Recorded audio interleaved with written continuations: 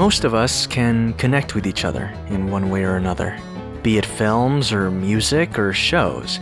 And I know there's a whole generation of us that can connect thanks to one book, which later led to one of the surprisingly greatest kids movies ever made, Diary of a Wimpy Kid. Before we begin, this video is made possible by SKILLSHARE. Use SKILLSHARE to not be like Greg Heffley, who is essentially a talented loser who has no idea how to put his skills to use.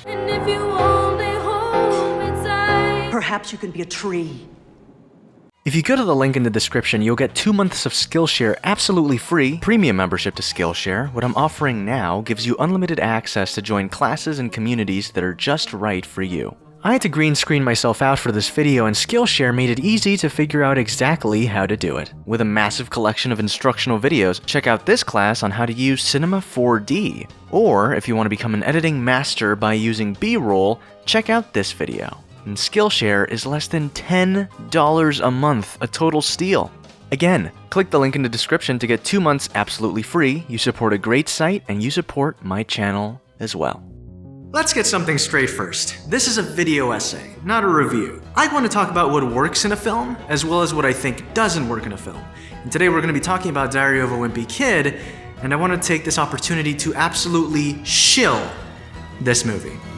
When I was very, very young, I started buying this book series called Diary of a Wimpy Kid, as many other kids did, and this was around 2007, and I was literally 8 years old, a total scrawny, glasses-wearing kid who had like 2 friends and was socially awkward, so trust me when I tell you, this dude was very relatable to me. I mean, he's a bit of a sociopath, but for 8-year-old me, I thought Greg was a total Chad. And he must have connected with other kids too, because Diary of a Wimpy Kid was an instant hit and sold millions of copies. Diary of a Wimpy Kid. Author Jeff Kinney writes and illustrates the children's books. The books have sold more than 180 million print copies worldwide. And of course, once companies see dollar signs, they want to make a profit in any way possible.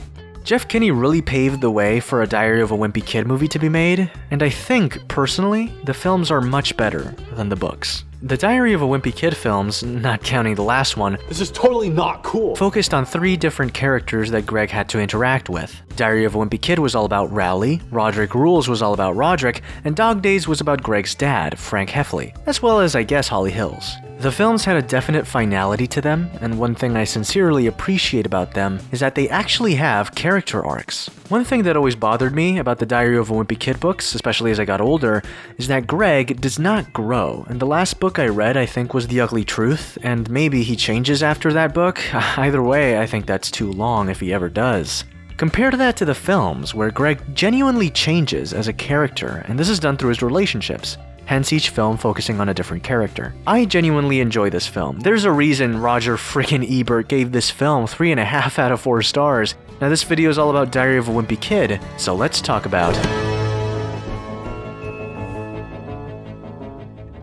If there's ever been a more faithful adaptation to source material while also elaborating and improving upon the source material, Diary of a Wimpy Kid is it. It not only has moments lifted directly from the book, but it has its own animated segments that recreate moments from the book and add to the charm of the film. They didn't have to do this, but they did. And last but not least, the film looks good. Diary of a Wimpy Kid was filmed on film. The cinematographer of the film is Jack Green, who's worked on stuff like Unforgiven and Serenity. The director of the film is Thor Frudenthal, and he directed the film in a way that feels like a comedy film, nothing flashy, very simple, and it's honestly nothing that interesting, but it does have a sincerity to it that I find really appealing. The story feels very slice-of-lifey for a majority of the runtime, and as I rewatched the film, I felt that this wasn't the best idea, as it felt like the film was a bit directionless. But then I realized that the random events in Greg's life weren't there just to pay homage to the books. We spent a lot of time with Greg living his daily life with his friend Rowley to have the audience slowly discover how terrible of a person Greg really is. Hold on, girl, now wait just a minute.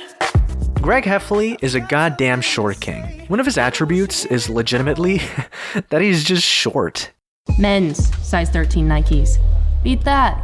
I'm smaller than about 95% of the kids at my school. He's charismatic, charming, and funny, but what's interesting is that he's not a good person.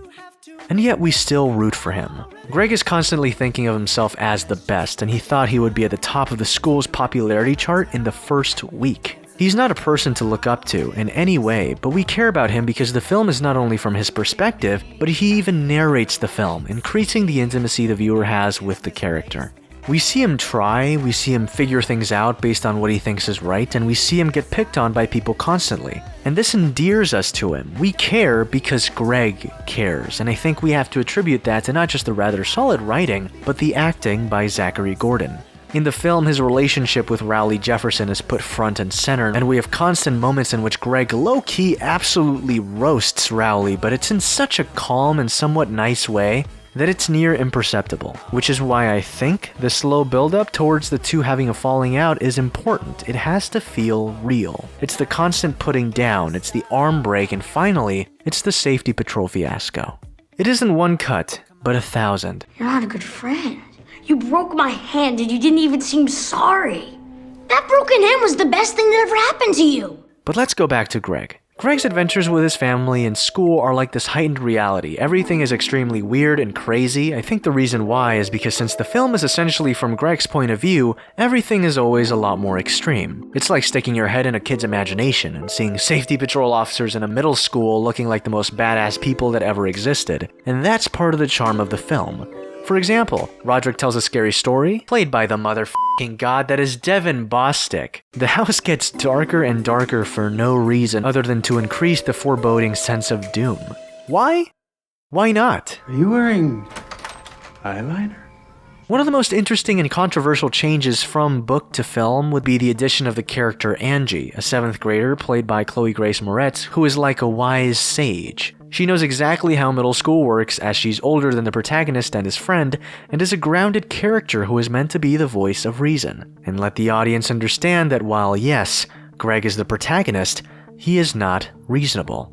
He never is until the final scene of the film, and I think the impact of that scene is felt because Greg never does anything right before that scene. Hey, did anyone arrive while I was away? I remember clearly watching this movie and legitimately tearing up watching this scene when I was little, and I think it's because you felt that change. Greg definitely changed from the beginning of the story to the end of the story, unlike the books, where he pretty much stays a complete asshole throughout. So I appreciated that, I appreciated the growth. Greg from the start of the film is always treating Rowley like a sidekick rather than a friend. Instead of respecting Rowley's tastes, Greg just shits on them. I can't ditch him because he'd be lost without me, but maybe I can fix him. And little by little we start to see how self-centered Greg really is, from something as simple as not wanting Rowley to throw a football. Rowley finally realizes that Greg is a bad friend and makes friends with another kid called Colin. We also get this ridiculous montage of Colin and Rowley being best buds, and then Greg looks away in the sidelines as if he lost a girlfriend. It's absolutely brilliant. And see, this is where the movie really gets good, because it starts to challenge Greg's preconceived notions of what it is to truly be content with your life. What we slowly begin to realize is that from the beginning, Greg's entire sense of self-worth is based on what people think about him. He has no sense of self. He feels insecure about Rowley asking if he wants to go to his house and play, and he feels insecure not being someone that stands out. Greg Heffley is someone that wants to become, like he says, and I quote, rich and famous, but the way he goes about trying to get there is attempting to become the most popular kid in middle school.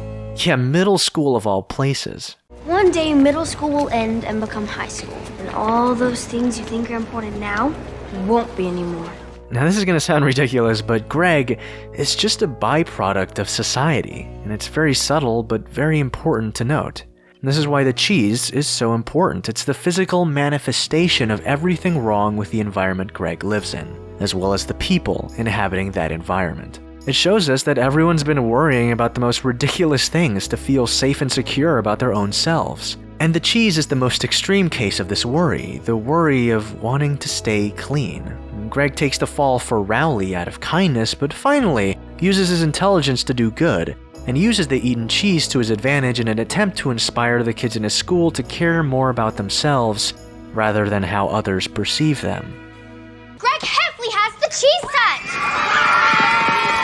But it doesn't work, because life doesn't work that way. But it doesn't matter, because at the end of the day, This isn't a movie that's supposed to change the world. It's a movie about a boy who has a massive ego, who slowly gets that ego deflated and realizes that what he truly values isn't popularity, though that would be nice. What he truly values are the people in his life that support him, rather than judge him.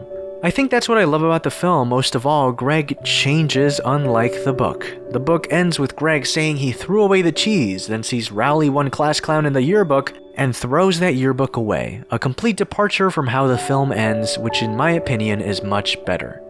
Not because it's a happy ending, but because it solidifies the protagonist as someone who's willing to change, even if he isn't the best person. You want to come over after school and play? Don't lie to yourself. This scene is cinema. Yeah. I sincerely adore this movie. I mean, it's not the greatest film ever made. It's not, cinematic genius. It knows what it is, it knows what it wants to be, and it excels at that. I think the cast really did know exactly what they were getting into, and they really do care about each other. I remember buying the book, the making of book that existed like a while back, and I remember the cast, I think, went bowling together and they actually connected as a family. Seeing Greg's life be absolutely insane and have these wacky middle school teachers reminded me of my wacky middle school teachers and my insane high school teachers, and reminded me of like that one teacher that, shit on others for a living, or that other teacher who was extremely homophobic for no reason. Stuff like that. Greg and his friends and how goofy they are, and it reminded me of my elementary school days when I used to, play with my one friend and, act like we were fighting each other with like swords or whatever. It really reminds me of my childhood. Jeff Kinney did an amazing job with the Diary of a Wimpy Kid books, and I genuinely think that the writers of this film, the director of this film, they took that material, appropriated it, and made it something completely its own. And I genuinely love it for that. I love Diary of a Wimpy Kid. Hey guys, thanks so much for watching this video. I'm gonna make this really quick because I have finals and I have to hurry up. So thank you so much, patrons. You guys are amazing. Thank you so much for supporting this video. Really happy to show you all the work I've been doing, and I've been trying to post more, as frequently as possible. I also want to thank all the Chads for watching this video. If you're new, please subscribe and you get to become a Chad. We're part of the Chad Nation. We're a bunch of prolific, incredible people that want to do no harm and only spread joy and positivity to the world. And last but not least, if you saw the shirt I was wearing, that is merch, and merch is linked in the description. Thank you so much for watching. Thanks so much for coming to the table, and I'll see you all next time.